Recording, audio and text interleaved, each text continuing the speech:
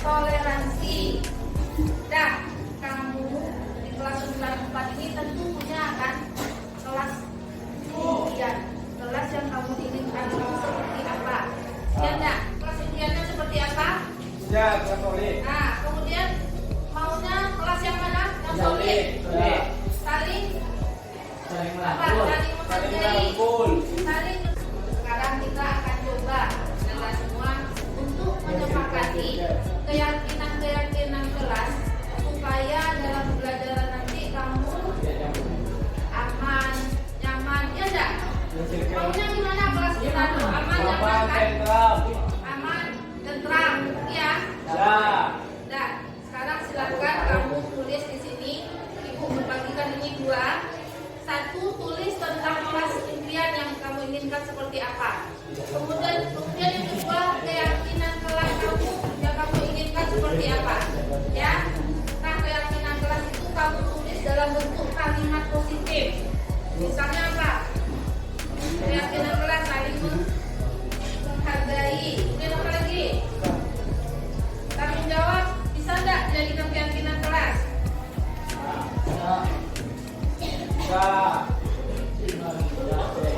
Siap, bisa. Dan tuliskan di sini keyakinan kelas sama kelas impian yang kamu inginkan. Nanti kita sepakati bersama.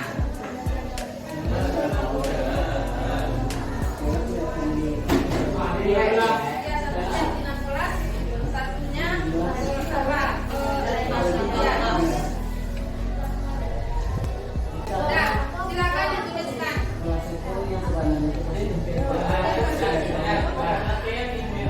Ibu, yang merahnya apa, Bu? Yang pink mungkin lah. Yang pink ini Pilih untuk salah satu keyakinan kelas, satu kelas impian. yang takutnya sekali gitu. Yang kelas itu langsung cipring sebenarnya. Nah, silakan dituliskan. Bagi yang sudah selesai, silakan tempel. Ini keyakinan kelas, ini kelas impian. Silakan.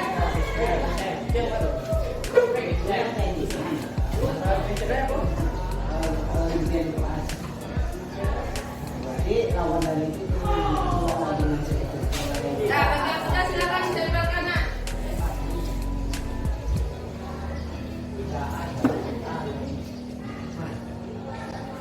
Apa tuh nilai-nilai keyakinan? Nah, keyakinan kelas itu kita turunkan dari peraturan-peraturan sekolah kita. Apa peraturan sekolah kita? Peraturan sekolah kita apa? Pertama, apa tuh? Hadir di sekolah pukul 7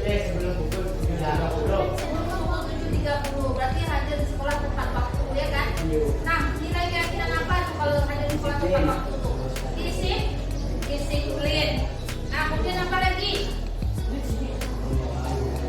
Nah, kalau yang berhubungan dengan pembelajaran kita, bertanggung jawab. Nah, apa lagi? Jujur. Nah, silakan tempelkan gaji. Yang satu keyakinan kelas, yang satu kelas impian. Yang ini keyakinan kelas. Nah, yang satu kelas impian.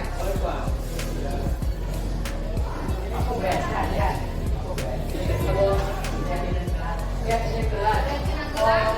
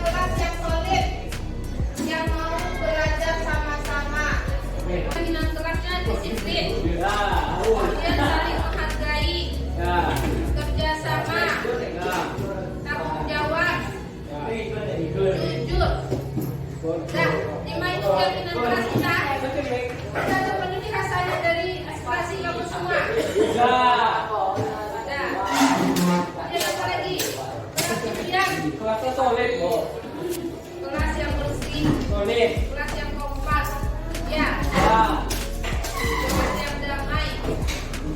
Nah, kalau semua keyakinan kelas ini kita yakini menjadi nilai-nilai yang terpatri di dalam hati kamu, apakah akan tercipta kemudian kita ingin rasanya? Jadi bacakan keyakinan kelasnya yang sudah kamu buat itu semua, kita rangkum di sini. Yang pertama disiplin, yang kedua saling menghargai, kemudian kerjasama, tanggung jawab, jujur. Nah, sepakat itu semua dengan keyakinan kelasnya. Nah, kemudian semoga dengan keyakinan kelas ini betul-betul kamu jalani, tercipta kelas ujian kita, kelas yang aman, nyaman, bersih, tentram, dan yang kompak.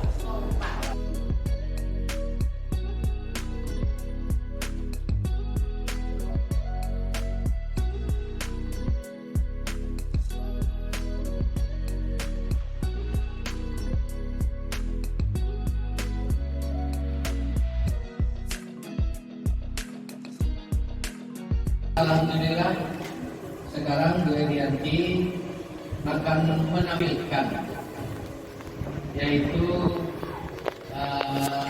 aksi nyata modul 14, yaitu tentang mewujudkan budaya positif ya, dengan keyakinan kelas dan segitiga restitusi dalam proses pembelajaran.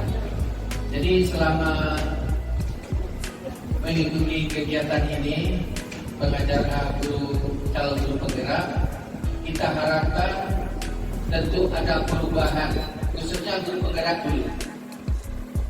Setelah itu baru nanti diimbaskan kepada teman-teman, sehingga apa yang diinginkan yang dituju yaitu bagaimana guru penggerak ini juga ada aplikasinya kepada guru yang sebentar, juga nanti kepada teman-teman yang lainnya. Itu harapan kita. Oleh sebab itu tidak banyak lebar yang saya sampaikan. Kita persilakan waktu dan tempat kepada Bu Erianti untuk menyampaikannya. Wassalamualaikum warahmatullahi wabarakatuh.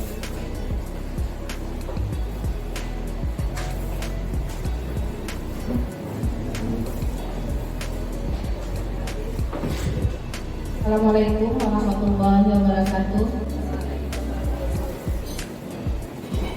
Minta hormat Bapak Dewi selaku Kepala SMP Negeri 1 Sawahunto, yang saya hormati Bapak Ibu kampus guru yang sempat hadir pada hari ini dalam rangka saya mensosialisasikan atau berbagi kepada Bapak Ibu tentang aksi nyata modul 1.4, yaitu tentang budaya positif.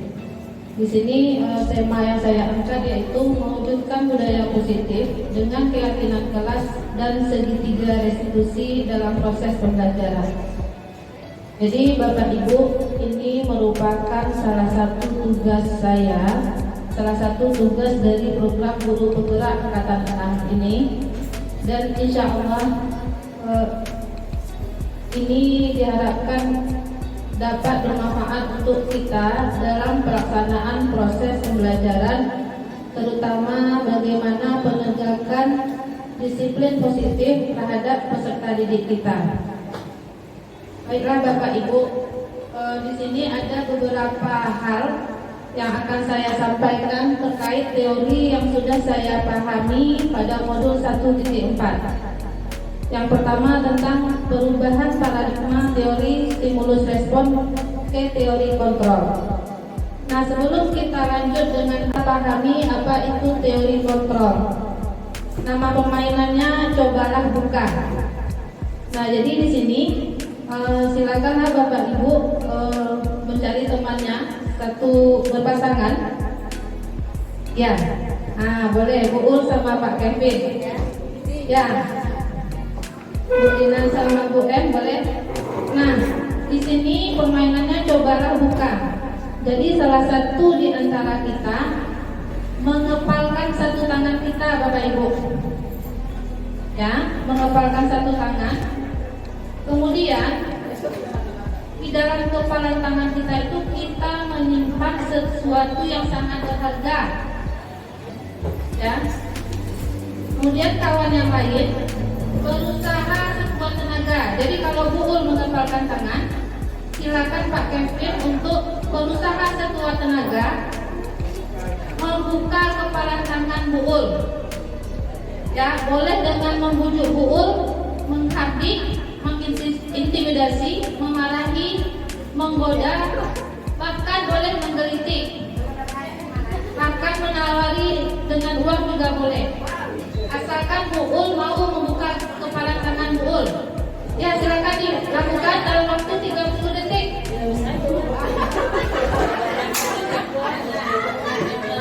Ya, silakan udah layar dulu. Belajar Bapak dulu. Nah, silakan Pak Kevin rayu Bu Ul dalam waktu 30 detik.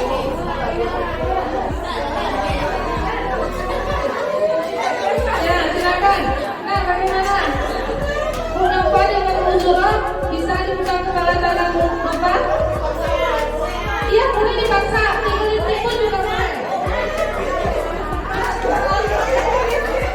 Nah, bagaimana Pak Kevin bisa melepaskan kepala tangan Bu Ul?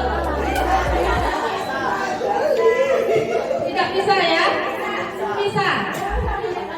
Bu Nova sama Bu Zura bisa. Tidak bisa melepaskan. berarti tadi Bu Ul bersedia melepaskan kepalan tangannya. Nah, kenapa Bu Ul mau melepaskan tangan Bu Ul? Terpaksa, kasihan. Nah, kalau Munova gimana? Bisa tadi dilepaskan tangannya? Sudah dikritik-kritik juga tidak bisa. Kemudian dirayu-rayu juga tidak bisa. Berarti betul-betul berharga yang ada di kepala tangan. Nah, kalau Mulisa sama Rubian gimana jadi? Sudah ada lepas kepala tangan Rubian.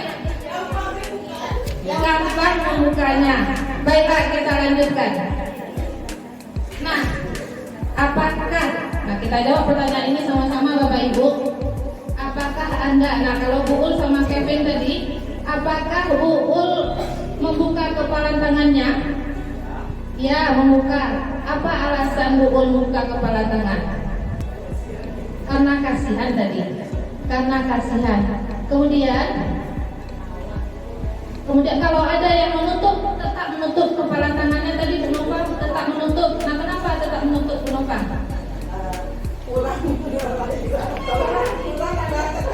Oh, kurang tekanan. Jadi Bu Nuro kurang berjuang untuk melepaskan kepala tangan Bu Nova. Baik. Nah, dalam kegiatan ini Bapak Ibu, sesungguhnya siapa yang memegang kendali? Nah, Bapak Ibu, tadi Bapak Ibu ada yang mau membuka kepala tangan, ada yang tidak mau membuka kepala tangan. Nah, sebenarnya siapa yang pegang kendali? Hah? Yang punya tangan. Makanya tidak mau membuka tadi atau mau membuka, tetapi kendali ada pada diri kita masing-masing. Nah, begitu juga Bapak Ibu, disiplin yang kita terapkan kepada peserta didik kita. Sebenarnya kalau berhasil kita menerapkan disiplin, sebenarnya kita tidak dapat mengontrol diri peserta didik kita. Tetapi bila ada seorang murid melakukan sesuatu karena perintah atau nasihat dari guru atau orang lain, itu semata-mata dilakukannya karena dia mengizinkan dirinya untuk dikontrol orang lain. Jadi Bapak Ibu, selama ini kita melakukan disiplin terhadap peserta didik kita, penegakan disiplin terhadap peserta didik kita. Yang mau melakukannya atas hukuman atau nasihat yang kita berikan itu semata-mata karena mereka memang mengizinkan dirinya untuk dikontrol. Nah, kita lihat lagi Bapak Ibu, ada beberapa miskonsepsi makna kontrol. Jadi ada beberapa konsep yang salah tentang makna kontrol. Yang pertama, ilusi guru mengontrol murid. Yang kedua, ilusi bahwa mendukung positif dan bermanfaat. Yang ketiga, ilusi bahwa kritik dan membuat orang merasa bersalah dapat memperkuat karakter. Kemudian yang keempat, ilusi bahwa orang dewasa memiliki hak untuk memaksa. Nah, kita lihat satu-satu maksud dari miskonsepsi makna kontrol ini Bapak Ibu. Yang pertama, ilusi guru mengontrol murid. Pada dasarnya kita tidak dapat memaksa murid untuk melakukan sesuatu. Jikalau murid memilih untuk tidak melakukannya, meskipun demikian seorang guru yang sedang mengontrol perilaku murid, hal tersebut terjadi karena murid dikendalikan oleh kontrol. Jadi kita yang mengontrolnya Bapak Ibu. Saat kontrol guru menjadi kebutuhan dasar yang dipilih murid tersebut, teori kontrol menyatakan bahwa semua perilaku memiliki tujuan, bahkan terhadap perilaku yang tidak disukai. Jadi Bapak Ibu, apapun perilaku peserta didik kita, itu karena ada tujuannya dari peserta didik. Kemudian yang kedua, ilusi bahwa semua mendukung positif dan bermanfaat. Penguatan positif. Nah, kita sering Bapak Ibu memberikan penguatan positif kepada peserta didik kita atau bujuk. Ada enggak Bapak Ibu yang berusaha membujuk peserta didik? Ayolah nak, kerjakan, ya. Ayolah nak, nah ini demi kamu. Ayolah nak, kerjakan demi orang tuamu. Nah, itu merupakan bujuk-bujuk Bapak Ibu. Nah, segala usaha untuk mempengaruhi agar berulang suatu perilaku tertentu adalah suatu usaha untuk mengontrol murid tersebut. dalam jangka waktu tertentu. Nah, ini cuma dalam jangka waktu tertentu Bapak Ibu. Kenapa? Karena bujuk rayu yang kita berikan kepada peserta didik kita, apa yang mereka lakukan merupakan motivasi eksternal dari mereka, bukan motivasi internal. Nah, kemudian yang ketiga, ilusi bahwa kritik membuat orang merasa bersalah dapat memperkuat karakter. Nah, menggunakan kritik dan rasa bersalah. Misalnya begini Bapak Ibu, Ibu kecewa dengan apa yang kamu lakukan. Nah, itu merupakan kritik yang membuat peserta didik kita merasa bersalah. Kita mengeluarkannya dengan suara halus Bapak Ibu. Ibu kecewa dengan apa yang kamu lakukan. Kok kamu begini? Ibu kecewa loh. Nah, itu kritik yang membuat peserta didik merasa bersalah. Nah, jadi itu merupakan sebuah konsep yang salah juga Bapak Ibu. Nah, karena kita menggunakannya dengan suara halus untuk menyampaikan pesan negatif. Jadi pada saat kita membuat peserta didik kita merasa bersalah, kamu begini terus, apa kamu gak kasihan sama orang tua kamu? Nah, biasa kita kan Bapak Ibu mengeluarkan kata-kata itu, kita mengeluarkannya dengan suara halus, lembut, tetapi itu pesan negatif yang kita sampaikan kepada peserta didik kita. Nah, nanti akibat atau dampaknya sangat berbahaya bagi peserta didik Bapak Ibu. Nah, kemudian lanjut dengan yang keempat, ilusi bahwa orang dewasa memiliki hak untuk memaksa. Nah, ini praktek-praktek seperti ini, kalau kita refleksi kepada diri kita masing-masing Bapak Ibu, apakah sering kita lakukan ke peserta didik kita? Praktek-praktek memaksa, praktek-praktek membuat rasa bersalah, ya. Nah, nanti kita akan lihat. Kemudian di sini orang dewasa memiliki hak untuk memaksa. Banyak orang dewasa berjawab bahwa mereka memiliki tanggung jawab untuk murid melakukan hal-hal tertentu. Apapun yang dilakukan dapat diterima selama ada kemajuan berdasarkan sebuah pengukuran kinerja. Nah, maksudnya ini Bapak Ibu. Misalnya kita melakukan pemaksaan kepada peserta didik kita, kamu harus kerjakan tugas ya nak ya. Nah, kemudian setelah anak mengerjakan tugas, artinya kita mengukur tugas ada, artinya ada anak melakukan kinerja. Nah, itu pemaksaan-pemaksaan yang kita lakukan sebagai orang dewasa, karena kita merasa kita bertanggung jawab terhadap perilaku anak, perilaku peserta didik kita. Nah, itu 4 konsep yang salah Bapak Ibu tentang teori stimulus respon. Nah, jadi apa yang kita perbuat kemudian ada reaksinya, itu teori stimulus respon. Nah, di sini kita lihat Bapak Ibu perbedaan stimulus respon dengan teori kontrol. Kalau stimulus respon, nah ini paradigma yang lama ya Bapak Ibu. Realitas kebutuhan kita sama. Jadi kita merasa kita sama kebutuhan kita dengan peserta didik kita. Nah, kalau teori kontrol, realitas atau kebutuhan kita berbeda. Jadi antara kebutuhan kita dengan kebutuhan murid kita itu berbeda. Kemudian, untuk stimulus respon, semua orang melihat hal yang sama. Nah, kalau teori kontrol, setiap orang memiliki gambaran yang berbeda. Kemudian, kita mencoba mengubah orang agar berpandangan sama dengan kita, itu stimulus respon. Sementara kalau teori kontrol, kita berusaha memahami pandangan orang lain tentang dunia.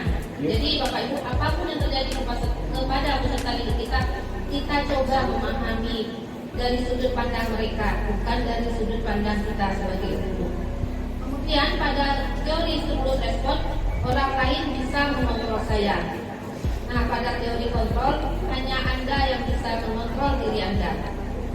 Yang saya bisa mengontrol orang lain. Kalau teori kontrolnya, Anda tidak bisa mengontrol orang lain.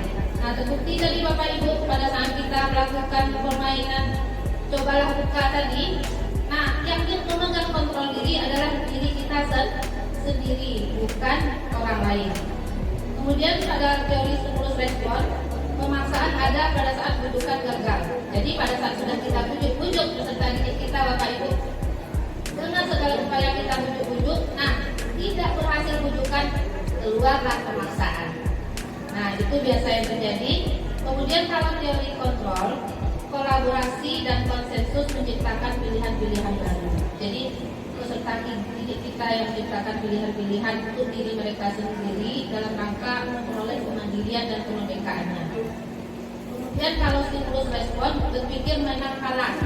Jadi pada saat kita bisa memaksa peserta didik kita berpikir kita menang Bapak Ibu dan murid kita kalah. Tetapi pada teori kontrol, model berpikirnya adalah model berpikir menang-menang. Jadi kita menang, kemudian peserta didik kita juga menang. Nah, nanti kita akan kupas bagaimana caranya kita menerapkan disiplin positif ini yang bisa model berpikirnya menang-menang. Dan di sini kita lihat disiplin positif Bapak Ibu. Nah, Bapak Ibu, kalau kita lihat makna disiplin dalam budaya kita itu apa Bapak Ibu? Apa makna disiplin dalam budaya kita itu? Nah, di sini diketahui bahwa dalam budaya kita makna kata disiplin dimaknai menjadi sesuatu yang dilakukan seseorang pada orang lain untuk mendapatkan kepatuhan. Nah, pada saat murid kita patuh, kita suruh mereka disiplin kan Bapak Ibu. Pada saat mereka datang sebelum 7:30 kita bilang mereka disiplin karena mereka menunjukkan kepatuhan pada aturan-aturan sekolah kita. Jadi kita menghubungkan kata disiplin dengan ketidaknyamanan. Jadi anak kita datang tepat waktu bukan berasal dari diri mereka, cuma hanya sebatas kepatuhan terhadap peraturan-peraturan yang sudah kita tetapkan di sekolah. Kemudian Bapak Ki Hajar Dewantara, Bapak pendidikan kita menjelaskan bahwasanya di mana ada kemerdekaan, disitulah ada disiplin yang kuat. Hukum disiplin itu bersifat self-disiplin, yaitu kita sendiri yang mewajibkan kita dengan sekeras-kerasnya. Tetapi itu sama saja, sebab jikalau kita tidak dapat melakukan disiplin diri, wajiblah penguasa lain mendisiplinkan diri kita. Jadi Bapak Ibu, misalnya kita sebagai guru tidak sanggup mendisiplinkan diri kita sendiri, wajib penguasa, wajib kepala sekolah mendisiplinkan diri kita. Dan peraturan yang diberikan itu haruslah ada dalam suasana yang merdeka Bapak Ibu. Nah, jadi penerapan disiplin kita itu hendaknya dalam suasana yang merdeka. Nah, kemudian lebih lanjut Ki Hajar Dewantara menyatakan bahwasanya disiplin yang dimaksud itu adalah disiplin diri yang memiliki motivasi internal. Nah, jadi kita mau Bapak Ibu memahami di sini bagaimana penerapan disiplin itu yang betul-betul berasal dari motivasi internal peserta didik kita, bukan karena motivasi eksternal. Nah, kemudian lebih lanjut lagi, makna disiplin positif yang dikemukakan oleh Ki Hajar Dewantara adalah sebagai bentuk kontrol diri. Disiplin positif belajar untuk kontrol diri agar dapat mencapai suatu tujuan mulia. Tujuan mulia di sini mengacu pada nilai-nilai yang prinsip-prinsip mulia yang dianut seseorang. Kita namakan nilai-nilai tersebut dengan nilai-nilai kebajikan. Jadi kontrol yang kita lakukan kepada peserta didik kita itu tujuannya untuk tertanamnya nilai-nilai kebajikan pada diri peserta didik kita Bapak Ibu. Nah, kemudian kalau nilai kebajikan itu dalam kurikulum merdeka, nah kita kenal dengan profil pelajar Pancasila. Nah, ini dia yang pertama, beriman bertakwa kepada Tuhan Yang Maha Esa dan berakhlak mulia. Yang kedua, mandiri. Ketiga, bernalar kritis. Keempat, berkebinekaan global, bergotong royong dan kreatif.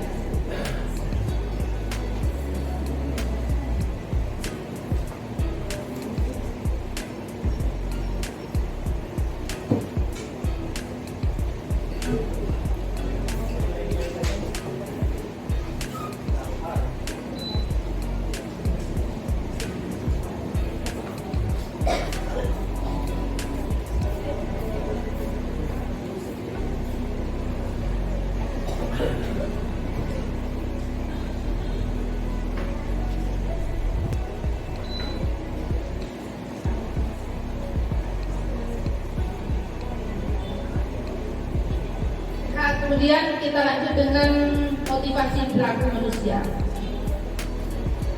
Itu kita refleksi lagi, ada 3 motivasi perilaku manusia. Nah, yang pertama ini Diane Goodman dalam bukunya jelaskan ada 3 motivasi perilaku manusia. Yang pertama, untuk menghindari ketidaknyamanan atau hukuman. Yang kedua, motivasi itu untuk mendapatkan imbalan atau penghargaan dari orang lain. Kemudian yang ketiga, motivasi perilaku manusia itu untuk menjadi orang yang mereka inginkan dan menghargai diri sendiri dengan nilai-nilai yang mereka percaya. Nah, Bapak Ibu, kita refleksi lagi Bapak Ibu diri kita masing-masing. Kira-kira yang kita lakukan selama ini, misalnya kita disiplin pergi sekolah, itu apakah untuk menghindari ketidaknyamanan atau hukuman biar kita tidak dihukum kepala sekolah atau dipanggil ke kepala sekolah, atau kita ingin mendapatkan imbalan atau penghargaan dari kepala sekolah misalnya, atau memang kita melakukan disiplin itu karena kita ingin menjadi orang yang diinginkan, menghargai diri sendiri dengan nilai-nilai yang kita percaya. Nah, dari 3 motivasi ini Bapak Ibu, kita harapkan disiplin positif yang kita terapkan di sekolah kita itu adalah untuk menciptakan motivasi yang ketiga ini, yaitu menghargai diri sendiri dengan nilai-nilai yang dipercaya. Nah, itu harapannya Bapak Ibu dalam penerapan disiplin positif. Nah, kita lanjut Bapak Ibu yang teori berikutnya tentang hukuman dan penghargaan, konsekuensi dan restitusi. Nah, Bapak tadi bertanya apa restitusi. Nah, kita lihat di sini ya Bapak Ibu. Hukuman dan penghargaan, konsekuensi dan restitusi. Nah, ini merupakan bentuk-bentuk kontrol yang kita lakukan kepada murid kita. Ada bisa yang melakukan kontrol itu berupa hukuman dan penghargaan. Ternyata hukuman dan penghargaan itu Bapak Ibu sejajar levelnya. Kalau kita memberi penghargaan kepada peserta didik kita, sama saja dengan kita memberikan hukuman kepada mereka. Kemudian ada lagi konsekuensi dan restitusi. Itu bentuk-bentuk kontrol kita kepada murid. Nah, kita lihat yang pertama, hukuman. Hukuman bersifat tidak berencana atau tiba-tiba. Anak atau murid tidak tahu apa yang akan terjadi dan tidak dilibatkan. Hukuman bersifat satu arah dari pihak guru yang memberikan, dan murid hanya menerima suatu hukuman tanpa melalui suatu kesepakatan atau pengarahan dari pihak guru, baik sebelum atau sesudahnya. Hukuman yang diberikan bisa berupa fisik maupun psikis. Murid atau anak disakiti oleh suatu perbuatan atau kata-kata. Nah, kira-kira Bapak Ibu gimana dengan hukuman ini? Ada tidak Bapak Ibu kita memberikan ganjaran atas pelanggaran dilakukan oleh murid kita, tetapi bukan sesuai dengan kesepakatan yang kita lakukan antara kita dengan murid? Kemudian ada hukuman atau penghargaan. Nah, di sini Bapak Ibu, penghargaan maupun hukuman adalah cara-cara mengontrol perilaku seseorang yang menghancurkan potensi untuk pembelajaran yang sesungguhnya. Menurut Kohn, secara ideal tindakan belajar itu sendiri adalah penghargaan sesungguhnya. Nah, jadi ternyata hukuman dan penghargaan itu sama levelnya Bapak Ibu, sama-sama akan menghancurkan peserta didik kita baik secara psikis. Kemudian saat kita berulang kali menjanjikan hadiah kepada anak-anak agar berperilaku bertanggung jawab, atau kepada seorang murid agar mempelajari sesuatu yang baru, atau kepada seorang karyawan agar melakukan pekerjaan yang berkualitas, kita sedang berasumsi mereka tidak dapat melakukannya, atau mereka tidak memilih untuk melakukannya.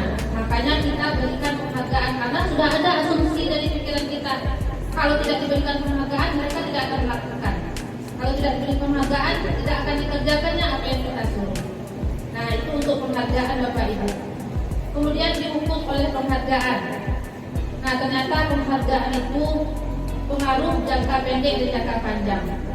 Penghargaan efektif jika kita menginginkan seseorang melakukan sesuatu yang kita inginkan dalam jangka waktu pendek. Jadi penghargaan ini cuma bisa diberikan dalam jangka waktu pendek Bapak Ibu, dan ini merupakan motivasi eksternal juga dari murid kita. Kemudian jika kita menggunakan penghargaan lagi dan lagi, maka orang tersebut akan bergantung pada penghargaan yang diberikan serta kehilangan motivasi dari dalam. Kemudian jika kita mendapatkan penghargaan untuk melakukan sesuatu yang baik, maka selain kita senantiasa berharap mendapatkan penghargaan tersebut, kita pun menjadi tidak menyadari tindakan baik yang kita lakukan. Nah, jadi itu didukung oleh penghargaan Bapak Ibu. Nah, kemudian ada lagi penghargaan itu tidak efektif katanya. Nah, jika kita memberikan atau penghargaan untuk melakukan sesuatu, maka kita harus terus-menerus memberikan penghargaan itu. Jika kita ingin orang tersebut meneruskan perilaku yang kita inginkan. Nah, ini contohnya Bapak Ibu, pada saat kita memberikan penghargaan, misal saya memberikan penghargaan kepada murid, tetapi guru yang lain tidak memberikan penghargaan. Nah, yang akan dikerjakan oleh siswa adalah guru yang memberikan penghargaan, tapi guru yang tidak memberikan penghargaan. Jadi penghargaan itu tidak efektif Bapak Ibu. Nah, ini kejadian orang yang berusaha berhenti merokok, ini hasil penelitian Bapak Ibu. Atau orang yang berusaha diet, menguruskan badan, bila diberi penghargaan hampir pasti tidak berhasil.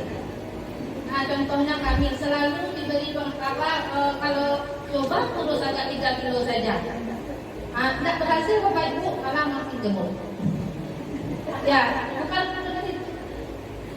itu memang hasil penelitian, tapi juga terjadi.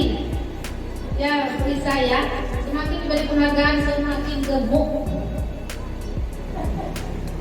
Ya, kemudian penghargaan merusak hubungan. Nah, bagaimana penghargaan ini merusak hubungan Bapak Ibu? Ketika seorang diberi penghargaan atau dipuji di depan orang banyak, maka yang lain akan merasa iri. Dan sebagian dari mereka akan tidak menyukai orang yang diberikan penghargaan tersebut. Jadi kalau siswa kita satu kita beri penghargaan, maka siswa yang lain akan iri. Nah, tentu saja akan merusak hubungan antara kedua siswa ini.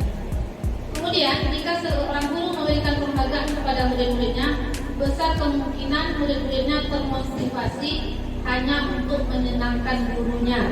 Mereka tidak akan bersikap jujur kepada guru tersebut. Nah, itu dampak dari penghargaan Bapak Ibu dapat merusak hubungan. Kemudian mereka yang percaya bahwa mereka tidak memiliki kesempatan untuk mendapatkan penghargaan akan berhenti mencoba Bapak Ibu. Nah, jadi kalau kita terbiasa memberikan penghargaan kepada peserta didik kita, nah peserta didik yang jelas-jelas tidak akan mungkin mendapatkan penghargaan, mereka tidak akan mau berusaha lagi Bapak Ibu, karena mereka juga tidak akan diberi penghargaan. Nah, kemudian penghargaan mengurangi ketepatan. Nah, ini hasil dari penelitian Bapak Ibu. Anak-anak diminta mengingat kata-kata tertentu, kemudian mereka diminta mengambil kartu yang berisi kata-kata yang diingat tersebut setiap kali muncul. Beberapa anak diberikan permen setiap mereka memberikan jawaban yang benar, dan sebagian yang lain hanya diberitahu saja jika jawaban mereka benar.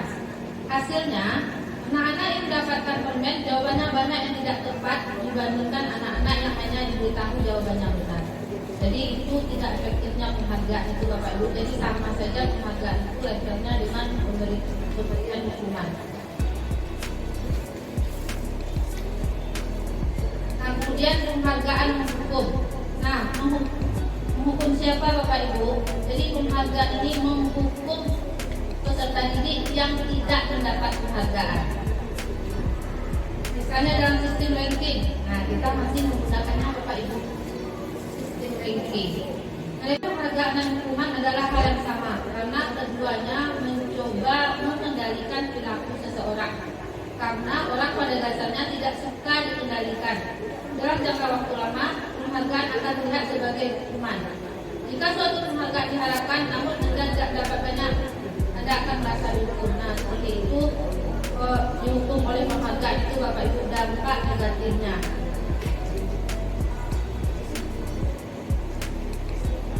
Nah, kemudian kita lanjut dengan konsekuensi.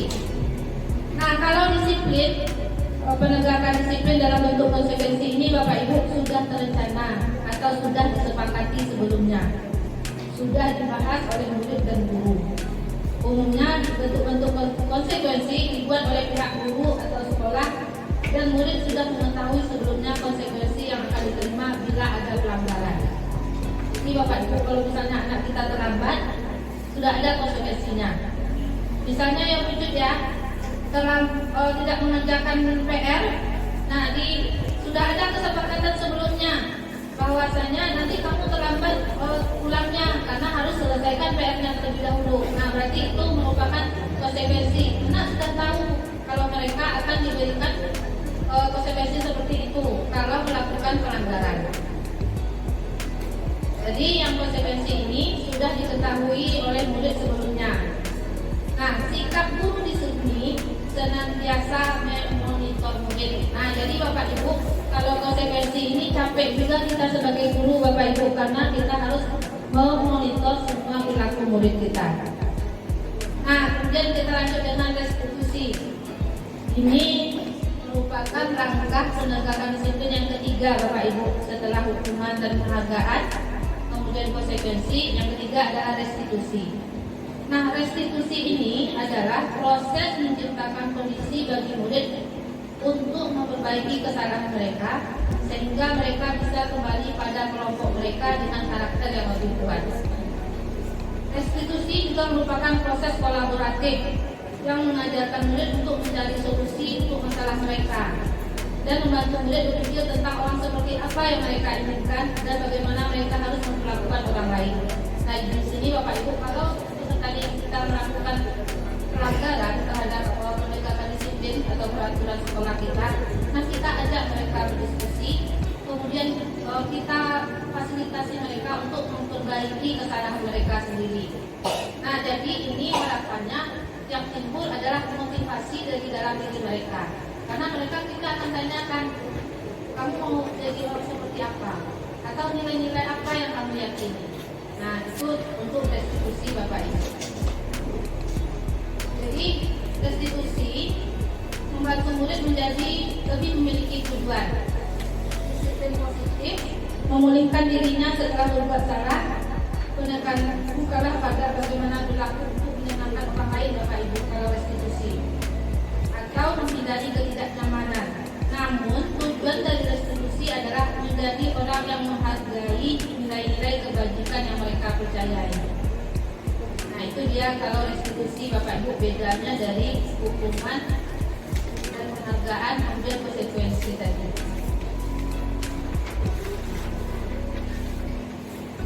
Nah, kemudian yang membedakan restitusi dengan program disiplin lainnya. Yang pertama, restitusi bukan untuk menebus kesalahan Bapak Ibu, namun untuk belajar dari kesalahan. Jadi anak murid kita berbuat salah, nah dari kesalahannya itu mereka belajar. Kemudian yang kedua, restitusi memperbaiki hubungan.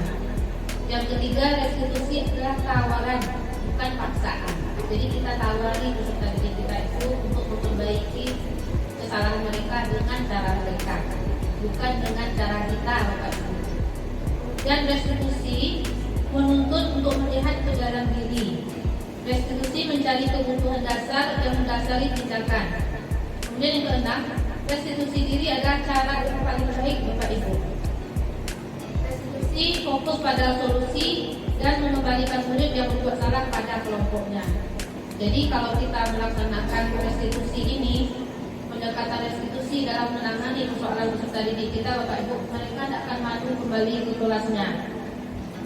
Lain lagi dengan kalau kita menerapkan hukuman atau konsekuensi. Nah, kita lihat perbedaannya Bapak Ibu, hukuman, konsekuensi, dan restitusi. Nah, hukuman ini lebih kepada identitas gagal. Jadi anak kita akan menunjukkan identitas gagal pada dirinya, sedangkan konsekuensi dan restitusi itu identitas sukses.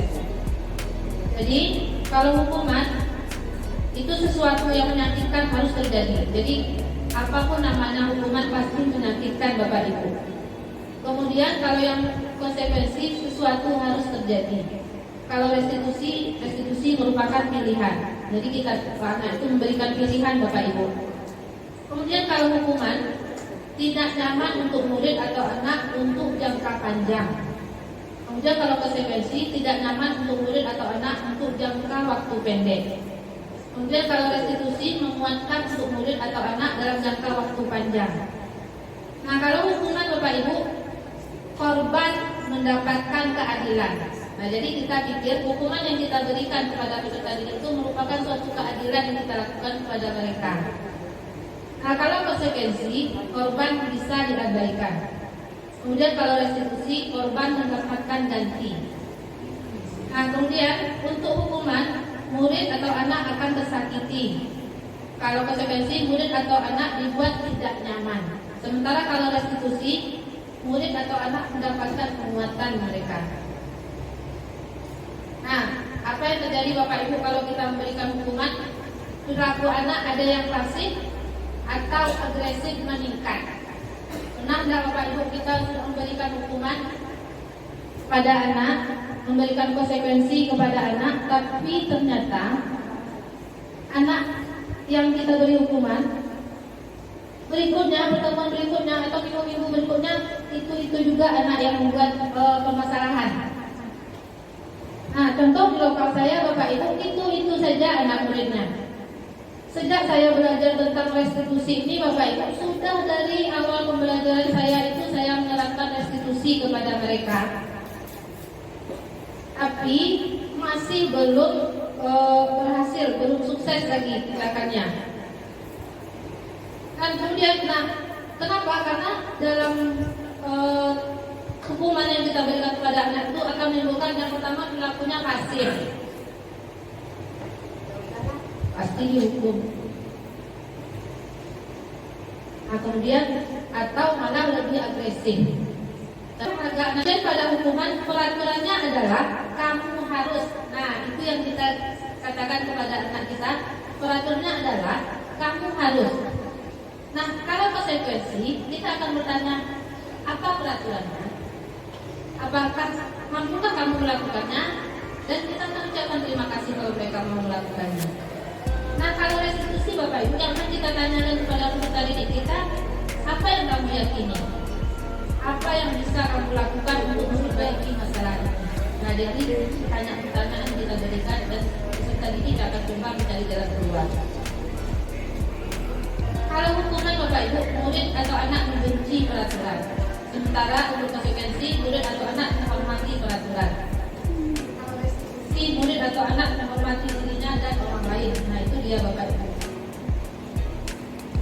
Nah, sekarang lanjut kita ke keyakinan kelas. Nah, keyakinan kelas ini Bapak Ibu dalam rangka penegakan disiplin tadi. Nah, kita sudah pahami tadi bahwasanya restitusi itu program penegakan disiplin yang mengembalikan anak kepada kelompoknya. Nah, di sini ada kesepakatan yang kita buat kepada anak. Nah, kenapa kok kita tidak menggunakan peraturan kelas Bapak Ibu? Tetapi kenapa kok kita menggunakan keyakinan kelas? Tinggal masuk password. Contohnya Bapak Ibu, misalnya kita dalam peraturan kelas itu peraturannya adalah wajib pakai helm. Yang Bapak Ibu itu kan peraturan dalam lalu lintas kita wajib pakai helm. Itu peraturannya. Tetapi di balik peraturan yang memakai helm tadi, nah sebenarnya nilai apa yang mau ditunjukkan oleh peraturan itu? Keselamatan. Nah, itu dia Bapak Ibu. Jadi keselamatan yang mau ditunjukkan. Nah, kemudian lagi pada saat pandemi kita harus pakai masker, cuci tangan pakai masker. Nah, peraturannya seperti itu kan Bapak Ibu. Kalau kita pergi di keramaian harus pakai masker, kemudian sepulangnya kita cuci tangan. Peraturannya seperti itu. Tetapi nilai yang mau ditunjukkan dari itu adalah kesehatan. Jadi lebih kesehatan kita. Nah, begitu juga Bapak Ibu, kenapa kita tidak menggunakan peraturan kelas, tapi kita menggunakan keyakinan kelas? Karena dalam keyakinan ini yang mau kita tunjukkan ke peserta didik kita adalah nilai-nilai tadi, nilai-nilai kebajikan tadi. Nah, kita lanjut Bapak Ibu. Keyakinan kelas itu merupakan sebuah fondasi dan alat tujuan sebuah sekolah atau kelas. yang akan menjadi landasan dalam memecahkan konflik atau permasalahan dalam sebuah sekolah atau kelas. Jadi Bapak Ibu, kalau sudah kita buat sebuah keyakinan kelas dan ada ternyata peserta didik kita yang melakukan pelanggaran terhadap keyakinan kelas yang sudah dibuat, kita tinggal bertanya Bapak Ibu, nah keyakinan kelas mana yang telah mereka langgar? Nah, kenapa? Karena di sini dipercaya bahwasanya nilai-nilai kebajikan itu yang tertanam dalam diri anak. Pada saat kita tanyakan, nah itu akan menimbulkan motivasi intrinsik dari diri anak. Nah, makanya kita memakainya keyakinan kelas. Nah, bagaimana cara membuat sebuah keyakinan kelas itu Bapak Ibu? Kita akan lihat dulu peraturan-peraturan di kelas kita. Baik itu peraturan dalam pembelajaran, peraturan sekolah. Kemudian setelah itu baru kita lihat daftar-daftar kebajikan dari peraturan itu. Misal datang tepat waktu, itu berarti nilai kebajikannya disiplin. Kemudian kalau misalnya di dalam kelas mengerjakan PR, tugas yang diberikan oleh guru. Nah, nilai yang mau kita tunjukkan kepada peserta didik kita adalah tanggung jawab. Kemudian menghargai orang lain, menghormati orang lain. Nah, kira-kira seperti itu Bapak Ibu untuk keyakinan kelas ini. Jadi kita turunkan terlebih dahulu dari peraturan-peraturan sekolah atau peraturan-peraturan kelas kita. Kemudian setelah ditentukan nilai-nilai kebajikan yang ingin dijadikan perhatian utama di kelas, kemudian kita curah pendapat dengan peserta didik kita. Jadi kita mintakan pendapat dari peserta didik kita, keyakinan kelas mana yang akan mereka utamakan. Nah, kemudian setelah itu kita sempurnakan beberapa daftar nilai-nilai yang utama, kemudian didiskusikan kembali dalam kelompok utama. Nah, itu bisa Bapak Ibu buat nanti di dalam kelas masing-masing. Kemudian setelah itu kita buat poster keyakinan kelasnya. Nah, ini contoh keyakinan sekolah atau kelas Bapak Ibu.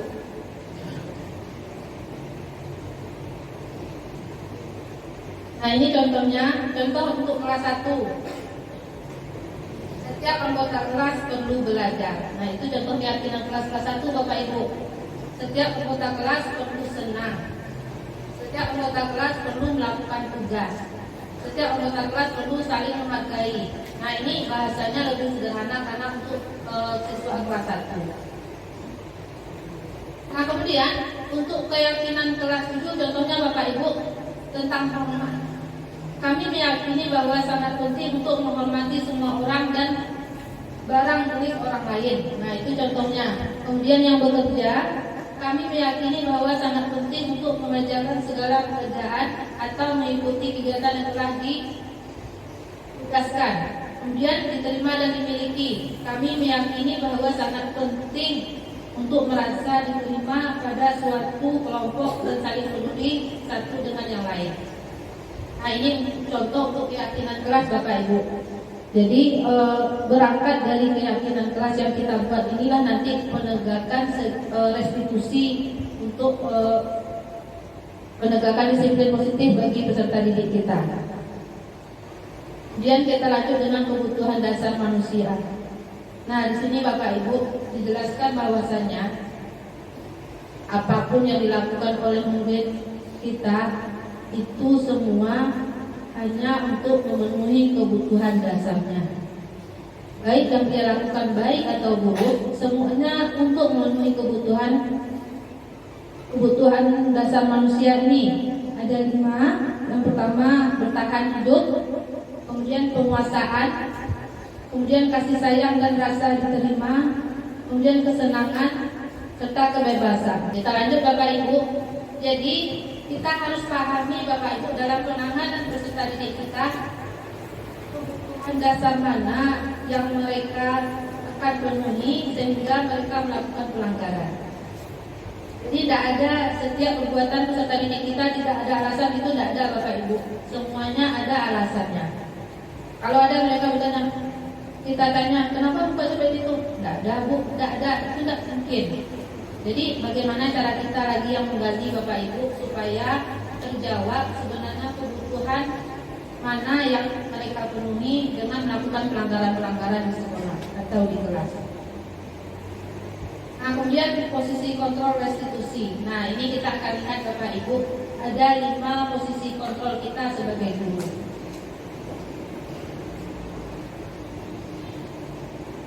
Nah, Bapak Ibu, ada yang pertama posisi penghukum, yang kedua posisi pembuat merasa bersalah, yang ketiga posisi teman, yang keempat posisi pemantau atau monitor, yang kelima posisi manajer. Nah, jadi di sini Bapak Ibu, ternyata posisi penghukum itu adalah posisi paling rendah dari posisi kontrol Bapak Ibu. Nah, kalau kita sebagai guru, kita akan coba bagaimana caranya kita bisa berada pada posisi pemantau atau monitor atau posisi manajer. Nah, kita akan lihat pada contoh kasus Bapak Ibu. Di sini contoh kasusnya Adi yang terlambat hadir di sekolah. Nah, kalau posisi penghukum, seorang penghukum bisa menggunakan hukuman fisik maupun verbal. Posisi penghukum senantiasa mengatakan bahwa sekolah memerlukan sistem atau alat yang dapat lebih menekan murid lebih dalam lagi. Kemudian yang terakhir posisi manajer. Nah, bagaimana seorang manajer Bapak Ibu dalam menangani persoalan Adi yang terlambat hadir di sekolah? Nah, posisi manajer di mana guru berbuat sesuatu bersama dengan murid, mempersilahkan murid mempertanggungjawabkan perilakunya. Nah, kita lihat Bapak Ibu bagaimana diskusi antara murid yang terlambat dengan gurunya. Nah, itu dia Bapak Ibu. Kita lihat di sini Bapak Ibu. Nah, guru bertanya, Adi, apakah kamu mengetahui jam berapa sekolah dimulai? Nah, jadi anak itu menjawab sendiri, Bapak tahu jam itu. Ya, jadi kamu terlambat. Kira-kira bagaimana kamu akan memperbaiki masalah ini? Jadi kita mintakan Adi untuk memperbaiki masalahnya Bapak Ibu. Kita fasilitasi dia untuk memperbaiki diri dengan permasalahan yang sudah terjadi. Nah, itu dia kalau posisi manajer Bapak Ibu. Nah, sekarang kita lanjut dengan segitiga restitusi. Segitiga restitusi Bapak Ibu merupakan salah satu cara menanamkan disiplin positif pada murid sebagai bagian dari budaya positif di sekolah. Nah, Diana Gosen merancang ada 3 proses dalam segitiga restitusi. Kita lihat Bapak Ibu, yang pertama menstabilkan identitas. Nah, di sini teori kontrolnya, kita semua akan melakukan hal terbaik yang bisa kita lakukan. Itu untuk menstabilkan identitas anak terlebih dahulu. Kemudian yang kedua, validasi tindakan yang salah. Semua perilaku memiliki alasan. Jadi kita cari tahu Bapak Ibu sebenarnya apa yang mendasari anak kita melakukan kesalahan. Dan menanyakan keyakinan. Nah, kita semua memiliki motivasi internal itu untuk teori kontrolnya. Nah, dalam pelaksanaannya Bapak Ibu bisa kita tidak mesti kaku, harus satu terlebih dahulu, baru dua, baru tiga, enggak. Jadi tergantung mana yang kita mau dahulukan dalam penerapannya. Nah, ini dia bentuknya segitiga restitusi Bapak Ibu. Yang pertama, stabilkan identitas. Nah, kita akan bilang kalau setiap orang pasti pernah melakukan kesalahan. Kemudian kamu bukan satu-satunya yang pernah melakukan ini. Nah, itu untuk menstabilkan identitas peserta didik kita. Kemudian yang kedua, validasi tindakan yang salah. Nah, kita akan memberikan pernyataan kamu tentu punya alasan mengapa melakukan itu. Kemudian adakah cara yang lebih efektif untuk mendapatkan apa yang kamu butuhkan? Dan yang ketiga, dalam segitiga restitusi ada menanyakan keyakinan Bapak Ibu. Keyakinan kelas apa yang telah kita sepakati. Kemudian kamu ingin menjadi orang yang seperti apa. Nah, itu kira-kira dalam penerapan segitiga restitusi Bapak Ibu. Jadi dalam pelaksanaannya, yang pertama itu kita bentuk dulu keyakinan kelas kita atau keyakinan misal Bapak Ibu untuk mata pelajaran, silakan bentuk terlebih dahulu keyakinan dengan murid-murid. Nah, kemudian baru setelah itu baru kita bisa laksanakan segitiga restitusi ini. Mungkin itu saja Bapak Ibu paparan saya tentang budaya positif. Terima kasih atas kesempatan yang diberikan. Jika ada Bapak Ibu yang ingin bertanya, nah ini, dipersilakan. Ya, silakan.